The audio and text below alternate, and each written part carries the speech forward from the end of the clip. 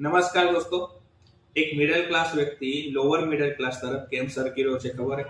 કારણ કે એની ઇન્કમ જે હોય છે એના કરતા એના એક્સપેન્સીસ વધારે હોય છે. એ ક્યારેક બી સેવિંગ કે ઇન્વેસ્ટમેન્ટ નથી કરતો. એ પોતાના માટે નહીં તો આવનારા પેઢી માટે બી ક્યારેક વિચારતો નથી, જેના લીધે એને ક્યારેક સંપત્તિ બનતી નથી અને ધીરે ધીરે એ મિડલ ક્લાસમાંથી લોઅર મિડલ ક્લાસ તરફ જઈ રહ્યો છે. અને બીજી જગ્યાએ એવા વ્યક્તિ છે જે મિડલ ક્લાસમાંથી અપર મિડલ ક્લાસ તરફ જઈ રહ્યા છે. એ લોકોની જ્યારે ઇન્કમ આવે છે સૌથી પહેલા એ લોકો ઇન્વેસ્ટમેન્ટ કરતા હોય છે એક એવી જગ્યાએ જે એમને રિટર્ન સારું મળતું હોય છે.